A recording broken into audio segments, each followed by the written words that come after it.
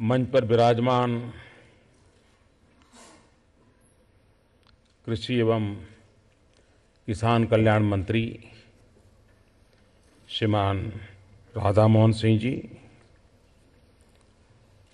मंत्री श्री रविशंकर प्रसाद, कृषि राज्य मंत्री श्रीमान मोहन भाई एवं Shri doctor Sanjeev Kumar Balyan, cabinet secretary श्रीमान पी.के. सिन्हा, डिपार्टमेंट के सेक्रेटरी मिस्टर एस.के. पटनायक,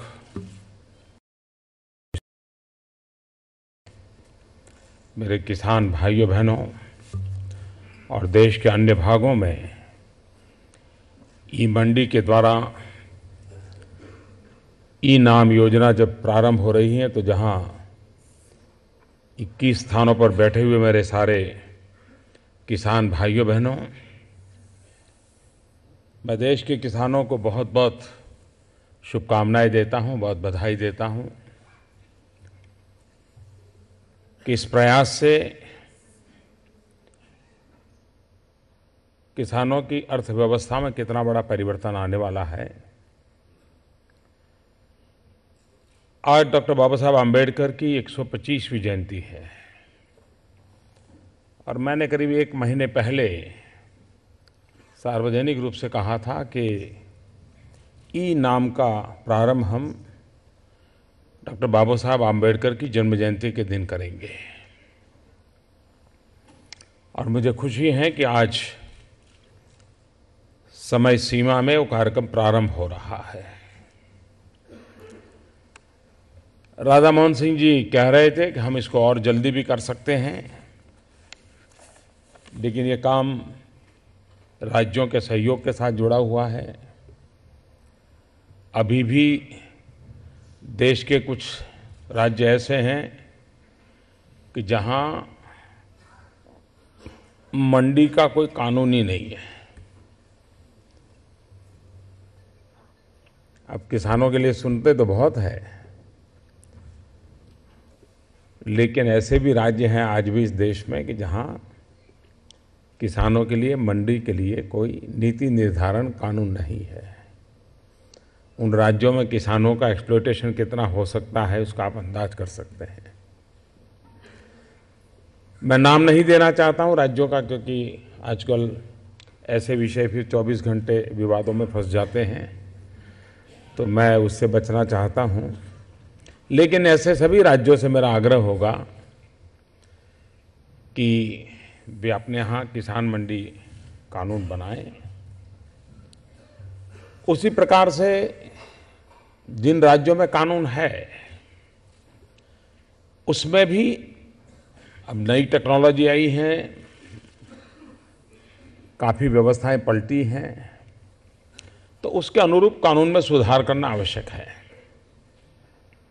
मैं आशा करता हूं कि वे राज्य भी अपने अपने यहाँ जो एग्जिस्टिंग कानून है उसमें भारत सरकार ने जो सुझाव दिए उसके अनुसार अगर अमेंडमेंट कर देंगे तो उन राज्यों में भी ई नाम का लाभ किसान को प्राप्त होगा। और इसलिए मैं इन सभी राज्यों से आग्रह करता हूं कि इसको प्राथमिकता दें।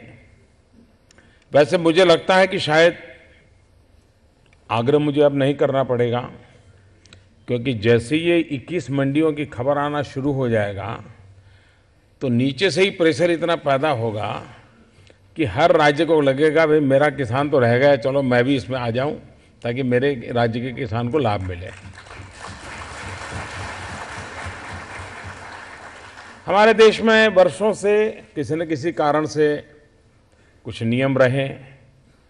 एक राज्य में जो कृषि उत्पादन होता था दूसरे राज्य में ले नहीं जा सकते थे, ये भी बंधन रहते थे। कभी कानूनी तौर पर रहते थे तो कभी गैर कानूनी तौर पर रहते थे, क्योंकि लगता था कि अगर ये चला गया तो राज्य की इकोनॉमी को क्या होगा, राज्य की आवश्यकताओं को क्या होगा। तो ये चलता रहता था और उसके कारण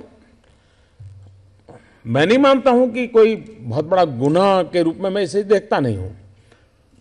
वहाँ की सरकारों को प्रैक्टिकल प्रॉब्लम रहता था कि भाई अगर ये चीज़ मेरे यहाँ उत्पादन होती है, अगर मेरे यहाँ से बाहर चली गई तो मेरे यहाँ तो लोगों को कुछ मिलेगा ही नहीं। तो ये उसकी चिंता बड़ी स्वाभाविक थी। लेकिन उसका परिणाम यह होता था कि किसान को प्रोटेक्शन नहीं मिलता था। किसान के लिए मजबूरी हो जाती थी कि अपने 12, 15, 20, 25 किलोमीटर की रेंज में जो मार्केट है वो जो दाम तय करता था उसको उसी दाम पर बेचना पड़ता था और उसी से अपनी रोजी रोटी कमानी पड़ती थी। किसान की समस्या ये भी रहती थी कि उसको कोई चॉइस नहीं रहता था।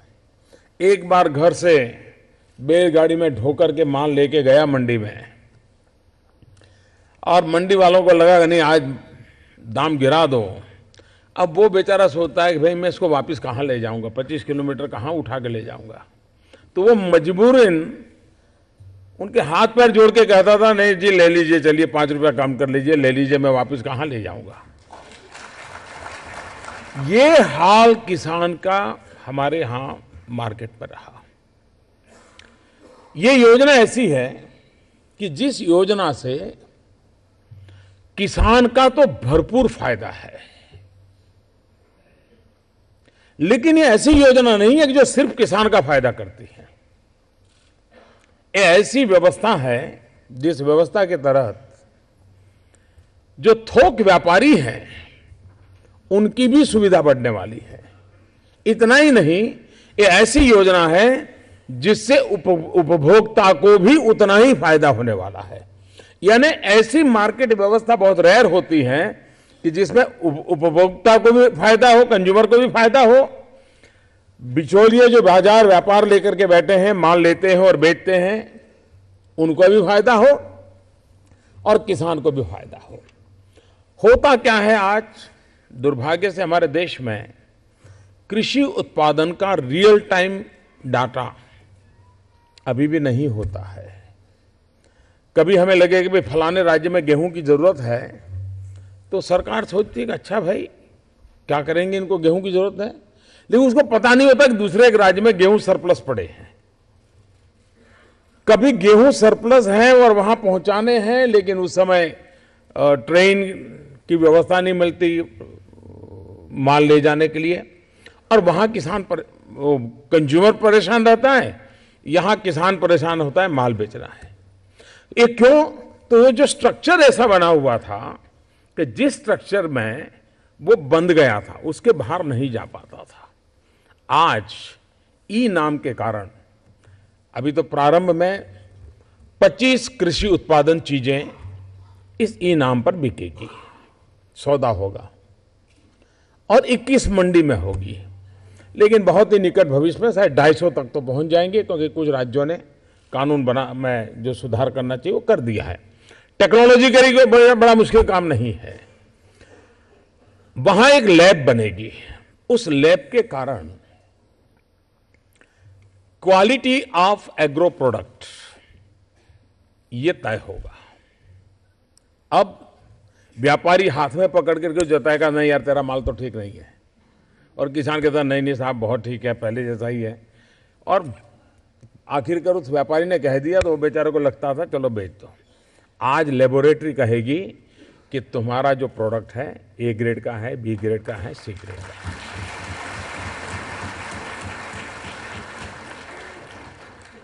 और वो नेशनली सर्टिफाइड मान्यता होगी उसको। अगर मान लीजिए बंगाल से चावल खरीदना है और केरल को चावल की जरूरत है, तो बंगाल का किसान ऑनलाइन जाएगा और देखेगा कि केरल की कौन सी मंडी है जहां पर चावल इस क्वालिटी का चाहिए, इतना दाम मिलने की संभावना है। तो वो ऑनलाइन ही कहेगा कि भाई मेरे पास इतना माल है और मेरे पास ये सर्टिफिकेट, मेरा ये माल ऐसा है, बताइए आपको चाहिए। और अगर केरल के व्यापारी को लगेगा भाई ये 6 लोग में ये ठीक है, तो उससे तुरंत सौदा करेगा और अपना माल मंगवा देगा। कुछ व्यापारी क्या करेंगे, बंगाल से माल खरीदेंगे, खरीदने वाला केरल में होगा, लेकिन उसको बंगाल में ही मार्केट मिल जाए तो वहीं वो बंगाल में भेज देगा।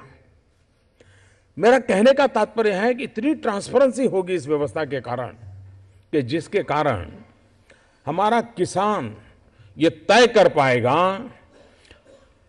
और माल अपना प्रोडक्ट बैलगाड़ी में चढ़ाने से पहले या ट्रैक्टर में चढ़ाने से पहले तय कर पाएगा कि मेरे प्रोडक्ट का क्या होगा। पहले तो क्या होता था, सारी मेहनत करके 25 किलोमीटर दूर मंडी में गया, उसके बाद तय होता था भविष्य क्या है। आज अपने घर में अपने मोबाइल फोन पर वो तय कर सकता है कि मैं कहां जाऊं। थोड़ा, और मैं समझता हूं हमारे देश का सामान्य से सामान्य व्यक्ति, शायद वो साक्षर ना हो लेकिन बुद्धिमान होता है।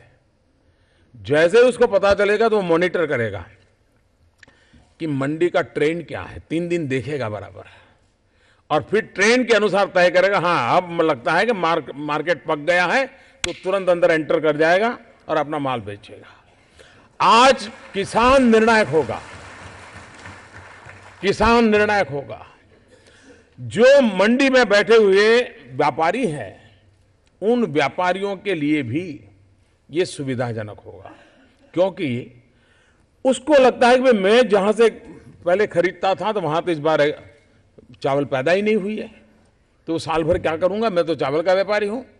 लेकिन अब उसको बैठे रहना नहीं पड़ेगा, वो हिंदुस्तान के किसी भी कोने से अपने आवश्यकता के अनुसार चावल का ऑर्डर दे करके दूसरे व्यापारी से वो ले सकता है, दूसरे किसान से भी ले सकता है, अपनी आवश्यकताओं की पूर्ति कर सकता है। कंज्यूमर भी देख सकता है कि किस मंडी में किस रूप से बाजार चल रहा है, और इसलिए अपने यहां लोकली को एक्सप्लॉइट करने जाता है तो कहता है झूठ बोल रहे हो, मैंने देखा है ई नाम पर तुमने तो माल इतने में लिया है, तुम्हारा थोड़ा बहुत तो ले लो, मैं समझ सकता हूं, लेकिन इतना क्यों ले रहे हो। यानी उत्पादन का बैलेंस यूज, इसके लिए भी ई नाम पोर्टल एक बहुत बड़ी सुविधा बनने वाला है। और मैं मानता हूं किसान का जैसा स्वभाव है, एक बार उसको विश्वास पड़ गया तो वो उस भरोसे पर आगे बढ़ने चालू कर जाएगा। बहुत तेज गति से ई नाम पर लोग आएंगे, ट्रांसपेरेंसी आएगी। इस मार्केट में आने के कारण भारत सरकार भी बड़ी आसानी से, राज्य सरकारें भी मॉनिटर कर सकती हैं कि कहां पर क्या उत्पादन है, कितना ज्यादा मात्रा में है। इससे यह भी पता चलेगा ट्रांसपोर्टेशन सिस्टम कैसी होनी चाहिए, गोडाउन का उपयोग कैसे होना चाहिए, इस गोडाउन में माल शिफ्ट कर रहा है कि उस गोडाउन में, यानी हर चीज एक पोर्टल के माध्यम से हम वैज्ञानिक तरीके से कर सकते हैं। और इसलिए मैं मानता हूं कि कृषि जगत का एक बहुत बड़ा आर्थिक दृष्टि से आज की घटना एक टर्निंग पॉइंट है, एक मोड़ पर ले जा रही है हमें, जो पहले से हम कभी इंतजार कर रहे थे या हमारे सामने संभावनाएं नजर नहीं आ रही थी। एक सप्ताह के भीतर भीतर यह भी पता चलेगा कि जब इतनी बड़ी मात्रा में बाजार खुल जाता है तो कंपटीशन बहुत बढ़ जाती है। खरीदने वाला ज्यादा दाम देकर के अच्छी क्वालिटी खरीदने की कोशिश करेगा, बेचने वाला कम पैसों में किस जगह से माल मिलता है वो खोजेगा, तो दूर सुदूर भी जिसको मार्केट नहीं मिलता था उसके लिए मार्केट सामने से इनविटेशन भेजेगा कि भाई देखो तुम वहां बैठे हो सिलीगुड़ी में, लेकिन तुम्हारी चीज कोई लेता नहीं, मैं यहां अहमदाबाद में बैठा हूं, मैं लेने के लिए तैयार हूं। ये इतनी बड़ी संभावना, हम कल्पना कर सकते हैं कि हमारे किसान को पहली बार ये तय करने का अवसर मिला है कि मेरे माल कैसे बिकेगा, कहां बिकेगा, कब बिकेगा, किस दाम से बिकेगा, ये फैसला अब हिंदुस्तान में किसान खुद करेगा। अब वो किसी से आश्रित नहीं रहेगा, वो मोहताज नहीं रहेगा। और जब ये पता औरों को चलेगा कि इतनी बड़ी कंपटीशन शुरू हो गई है, तो स्वाभाविक है कि बाकी राज्य जो अभी पीछे हैं, मुझे विश्वास है कि नीचे से ऐसा प्रेशर पैदा होगा कि अब वो जल्दी कानून में भी सुधार करेंगे और ई नाम पोर्टल पर आने के लिए सारी मंडियां आएगी। ये मेरा पूरा विश्वास है। मेरा आग्रह है और मैं मानता हूं कि कृषि को टुकड़ों में नहीं देखना चाहिए। और इसलिए हमने हमारे मंत्रालय का नाम भी इसके साथ किसान कल्याण जोड़ा है। हम उसको जब तक होलिस्टिक अप्रोच नहीं होगा, हम किसानों की स्थिति में सुधार नहीं ला सकते हैं। और होलिस्टिक अप्रोच लेना है तो कई चीज, जैसे मान लीजिए सोलार रिवॉल्यूशन हो रहा है, किसान को तो लगता होगा ये तो कुछ इंडस्ट्री का काम चल रहा है, कुछ उद्योगकारों का काम चल रहा है, लेकिन कोई तो उसको समझाए कि सोलार रिवॉल्यूशन भी तेरे लिए है भाई। अगर उसको पानी के लिए सोलार पंप मिल गया, वो अपने ही खेत में सोलार पैनल लगा दिया, तो उसको आज जो डीजल का खर्चा करना पड़ता है नहीं करना पड़ेगा। आज सोलार रिवॉल्यूशन हो रहा है। जो बड़े किसान हैं वो कुछ टेक्नोलॉजी का उपयोग करते हैं, कटर लाते हैं, बाकी चीज़ें लाते हैं, वो बिजली से चलती हैं। जिस दिन उसको पता चलेगा अब ये सारे जो साधन हैं वो भी सोलार से चलने वाले आ गए हैं, तो उसका खर्चा कम हो जाएगा और साधन उसका सूर्य प्रकाश से चलने लग जाएगा। यानी जो टेक्नोलॉजी का डेवलपमेंट हो रहा है उसके साथ हमारे किसान की उपयोगी चीज़ों पर कैसे जोड़ा जाए। अगर हमें ज़्यादा उत्पादन करना है तो फ्लड इरिगेशन का ज़माना चला गया, और अब ये विज्ञान ने सिद्ध कर दिया है कि फ्लड इरिगेशन से कोई अच्छी खेती होती है ऐसा नहीं, लेकिन किसान का स्वभाव है कि जब तक खेत पानी से लबालब भरा न हो, सारे पौधे डूबे हुए नजर न आए, तो उसको लगता है पौधा भूखा मर रहा है। वो खुद बेचारा परेशान हो जाता है, क्योंकि उसकी भावना जुड़ी हुई है। वो अपने आप को रात को सो नहीं सकता, यार मेरा जितना पानी चाहिए उतना नहीं था, वो परेशान हो जाता है। लेकिन अगर उसको विज्ञान का पता हो, पर ड्रॉप मोर क्रॉप, हमारे उत्पादनों को पानी में डुबोए रखने की जरूरत नहीं है।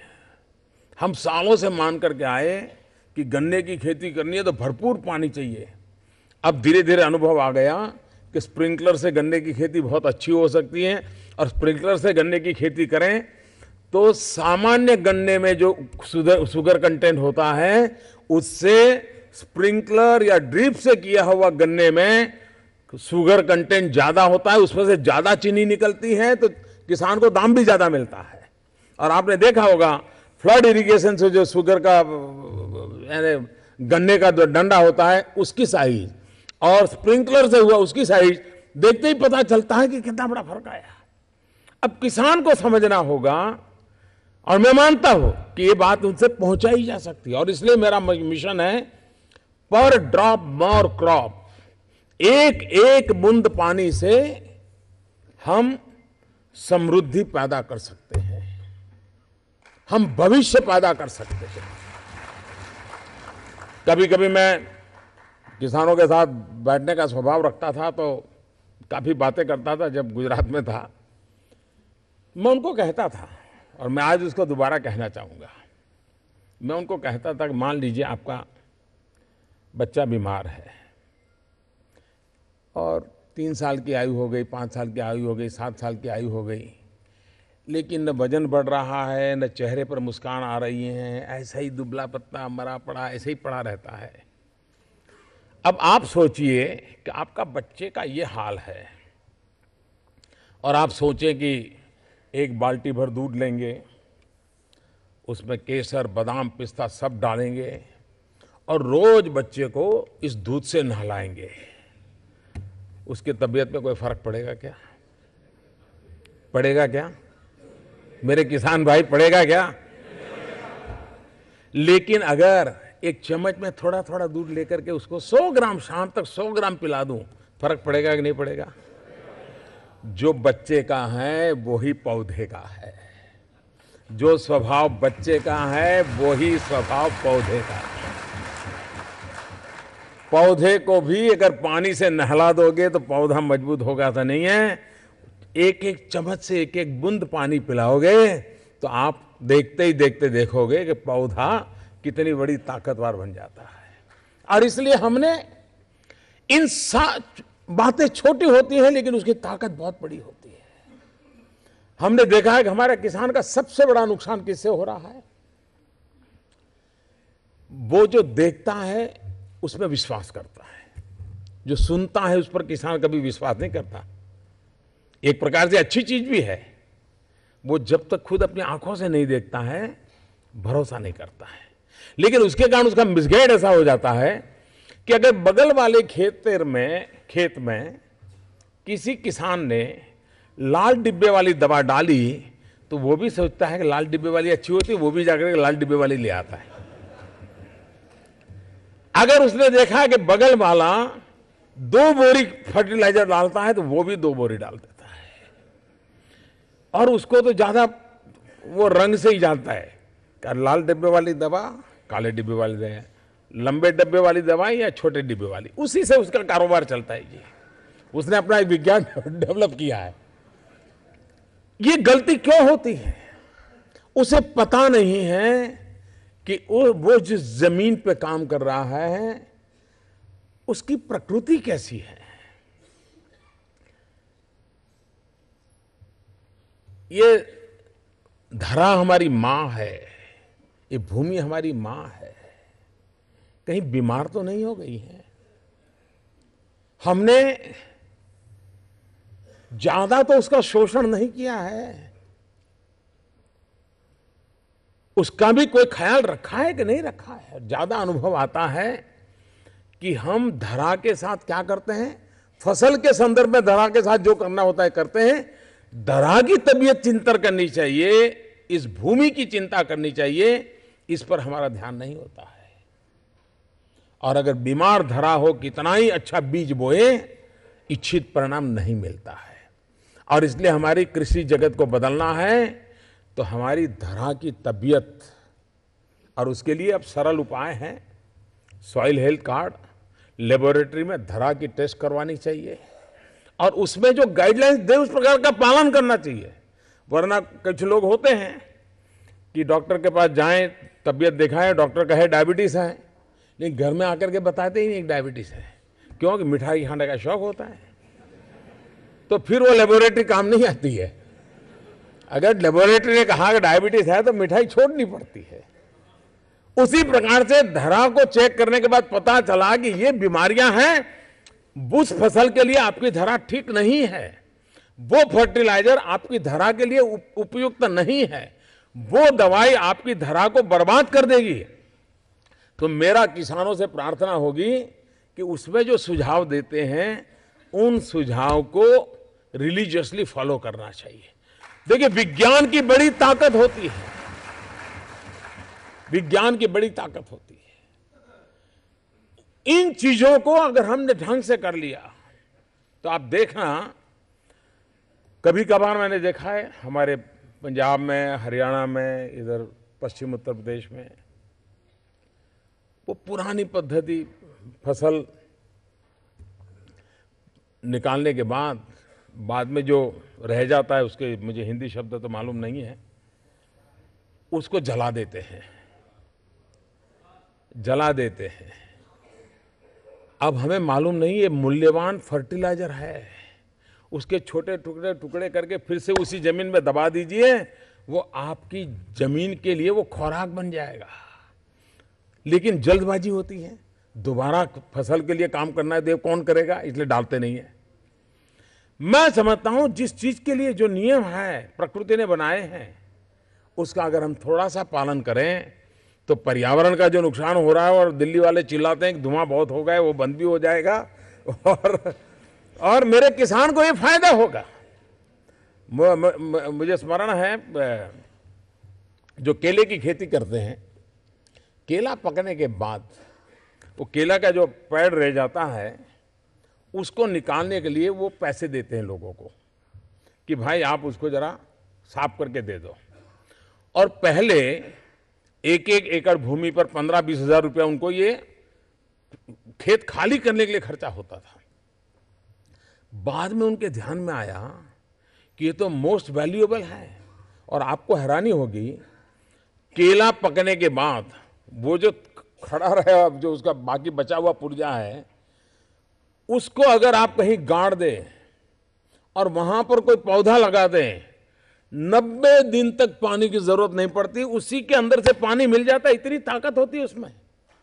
जब ये पता चला तो उन्होंने फिर उसी को फिर से जमीन में गाड़ दिया, और उनकी जमीन इतनी गीली होने लगी कि बीच में एक एक्स्ट्रा फसल वो करने लगे, जो 60-70 दिन में पैदा होने वाली होगी, उस फसल का उपयोग करने लगे। उनकी इनकम में पहले से 1.5 गुना 2.5 गुना तक फर्क होने लगा।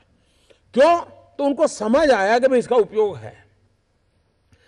हम अगर इन छोटे छोटे प्रयोग हैं, हमारे किसान इसको समझ भी सकता है, उसको कैसे पहुंचाए, हम उसके उत्पादन की ओर बढ़ाएं।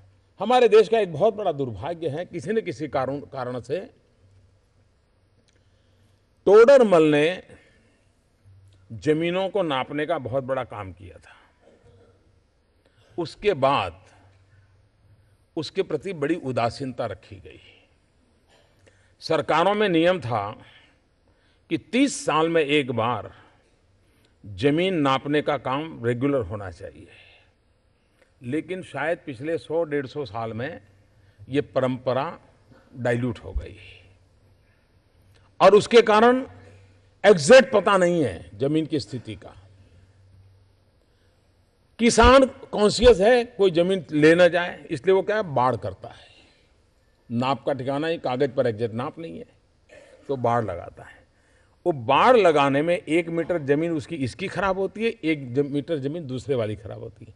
हर खेत की बॉर्डर पर 2 मीटर जमीन खराब होना, यानी पूरे देश में देखें हम तो लाखों स्क्वायर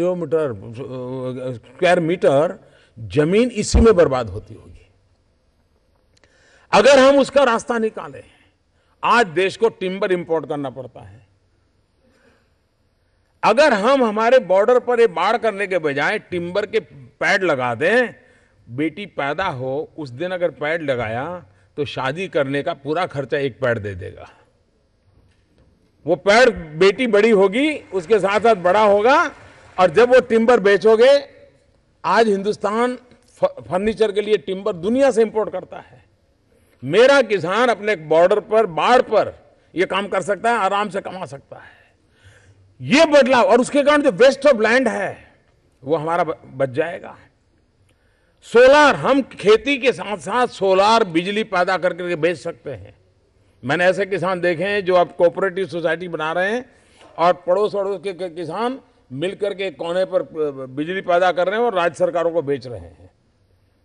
ये सब संभव है। मैं हैरान हूं, दुनिया भर में हनी का बहुत बड़ा मार्केट है, बहुत बड़ा मार्केट है।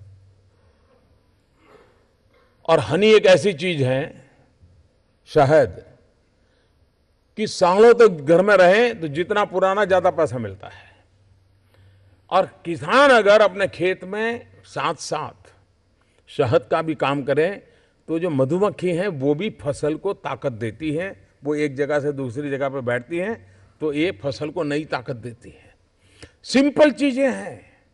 जब मैं कहता हूं कि डबल इनकम संभव है, मेरे दिमाग में बहुत साफ है कि क्या क्या प्रयोग करने से इनकम डबल हो सकती है। चाहे फिशरीज का काम हो, मिल्क प्रोडक्शन का काम हो, पशु के रखरखाव हो, इन सारी चीजों में से इनकम बढ़ सकती है। और हम आधुनिक वैज्ञानिक तरीके से खेती करना शुरू करें तो हम देश की इकोनॉमी को भी बहुत बड़ा बल दे सकते हैं। मेरे देश के किसानों ने एक बार तय किया कि अब देश का पेट भरने के लिए बाहर से अन्न नहीं आएगा। हिंदुस्तान के किसानों ने कर दिया। आज पल्सीज हमें बाहर से लाना पड़ता है, दलहन। क्यों ना हमारे किसानों को संदेश जाए कि भाई जहां पर पानी बहुत कम है वहां और प्रयोग मत करिए, आप दलहन पे चले जाइए, ताकि आपकी भी गारंटी होगी और भारत सरकार उसमें आपकी मदद करेगी। और भारत को अब दलहन बाहर से नहीं लाना चाहिए। दाल क्यों बाहर से लानी पड़े, मूंग क्यों बाहर से लाना पड़े, चना क्यों बाहर से लाना पड़े, उड़द क्यों बाहर से लाना पड़े। हम ये अपने संकल्प कर लें तो मैं नहीं मानता हूं इस देश को। और मैं अभी गया था सऊदी अरेबिया, उसके पहले मैं गया था यूएई। वहां के लोगों ने एक जो बात कही, मैं चाहता हूं मेरे देश के किसान इसको भली भांति समझे। वो कह रहे हैं कि हमारे पास तो बारिश नहीं है, हमारे पास खेती योग्य जमीन नहीं है, हमारी जनसंख्या बढ़ रही है पूरे गल्फ के कंट्रीज में, हम भविष्य में हमारा पेट भरने के लिए अनाज पर भारत पर ही डिपेंड करेंगे, हमें वहीं से इंपोर्ट करना पड़ेगा। आज भी हमारा सबसे ज्यादा अच्छा चावल उन्हीं देशों में जाता है। इसका मतलब यह हुआ कि अगर हम क्वालिटी प्रोडक्ट की तरफ जाएंगे तो गल्फ का एक बहुत बड़ा मार्केट एग्रीकल्चर प्रोडक्ट के लिए हमारा इंतजार करके बैठा है। वे वेयर हाउसिंग के लिए, कोल्ड स्टोरेज के लिए इन्वेस्टमेंट करने को तैयार है। वो गारंटी के साथ माल खरीदने को तैयार है। यानी भारत की कृषि भी एक ग्लोबल रिक्वायरमेंट के संदर्भ में हम उसको नया मोड़ दे सकते हैं, हम उसमें बदलाव ला सकते हैं और उस बदलाव लाने की दिशा में हम प्रयास करना चाह रहे हैं। अभी इस बजट में एक बड़ा महत्वपूर्ण निर्णय किया। उस निर्णय की चर्चा बहुत कम आई है क्योंकि कुछ चीजें ऐसी तो जो समझते समझते लोगों को 2 साल चले जाते हैं, इसलिए शायद वो बात पब्लिक में आई नहीं। भारत सरकार ने एक महत्वपूर्ण निर्णय किया कि एग्रो प्रोसेसिंग में 100% फॉरेन डायरेक्ट इन्वेस्टमेंट को हम स्वागत करते हैं। अब लेकिन कुछ लोगों का दिमाग ऐसा है कि एफडीआई आते ही उनको लगता है ये कुछ उद्योग वाला हो गया। ये फूड प्रोसेसिंग की सारी प्रोसेस किसान को बहुत बड़ी ताकत देती है। अगर वो कोई ऐसी पैदावार करता है और उसका टेक्नोलॉजिकल सॉल्यूशन करके अगर उसका वैल्यू एडिशन होता है तो उसकी इनकम बहुत बढ़ जाती है। और अगर उसके लिए पूंजी निवेश के लिए दुनिया से पैसे आते हैं तो किसान की ताकत बढ़ने वाली है। आप कच्चे आम बेचो तो कम पैसा आता है, पके हुए बेचो तो थोड़ा ज्यादा आता है। कच्चे आम बेचो लेकिन अचार बना करके बेचो और पैसा आता है। अचार भी बढ़िया सी बोतल में पैक करके बेचो तो और ज्यादा पैसा आता है। और अगर बोतल की एडवर्टाइजमेंट कोई नट या नटी करती हो तो और ज्यादा पैसा मिल जाता है। वैल्यू एडिशन कैसे होता है, फूड प्रोसेसिंग का वैल्यू एडिशन कैसे होता है। और इसलिए अभी हमने कोका कोला कंपनी के साथ महाराष्ट्र गवर्नमेंट का एक एग्रीमेंट करवाया। मैंने इन सारी कंपनियों को कहा है कि आप जो पेप्सी और कोला ये सब पानी बेचते हो, कलरफुल होता है, टेस्टी होता है और लोगों को आदत भी हो गई है, अरबों खरबों का बाजार है। मैंने कहा कि मेरे देश के किसानों के लिए आप एक नियम बनाइए कि कम से कम 5% नेचुरल फ्रूट जूस आप इस एरेटेड वाटर में मिक्स करोगे। आप देखिए, एक तो जो पीता है उसको तो फायदा होगा, कम से कम 5% तो माल अच्छा जाएगा शरीर में। लेकिन उसके कारण किसान जो फल पैदा करता है उसको तुरंत मार्केट मिल जाएगा, उसको कभी, वरना संतरा कोई पैदा करेगा 7 दिन में तो संतरा खराब हो जाएगा। लेकिन संतरे का जूस अगर उसमें मिलना शुरू हुआ तो संतरे को मार्केट मिल जाएगा, एप्पल को मार्केट मिल जाएगा, केले को मार्केट मिल जाएगा। और इसलिए वो चीजें जो हमारे किसान को ताकत दे, ऐसे कई इनिशिएटिव लिए हैं और इस इनिशिएटिव के परिणाम में कहता हूं कि आने वाले दिनों में किसानों का भविष्य उज्जवल बनाया जा सकता है। सोची समझी व्यवस्था के तहत बनाया जाता है। और अब जो ये मंडी के माध्यम से, ई नाम से माध्यम से जो प्रयास किया है, इस ई नाम के द्वारा मैं विश्वास से कहता हूं कि अब मेरा किसान तय करेगा कि उसका माल कहां बिकेगा, कब बिकेगा, कितने दाम से बिकेगा, इसका फैसला मेरा किसान करेगा। और कंज्यूमर को कभी कोई बोझ नहीं होगा, ये मेरा भरोसा है। कंज्यूमर को कभी कोई भरोसा नहीं होगा, ये मेरा मुसीबत नहीं होगी, मेरा पूरा भरोसा है। मैं देश के किसानों को आज 14 अप्रैल बाबा साहब अंबेडकर की जन्म जयंती पर, जिनका एम्पावरमेंट ऑफ पुअर पीपल वाला हमेशा रहा था, मेरा किसान एम्पावर हो, इसलिए एक महत्वपूर्ण प्रोजेक्ट का आज प्रारंभ हो रहा है। मैं कृषि मंत्रालय को, मंत्री के सभी विभाग के साथियों को हृदय से बहुत बहुत बधाई देता हूं। मेरे देश के किसानों को बहुत बहुत शुभकामनाएं देता हूं। असम का आज नया वर्ष है, असम का नव वर्ष है, उस बिहू के मौके पर भी मैं शुभकामनाएं देता हूं। बहुत बहुत धन्यवाद।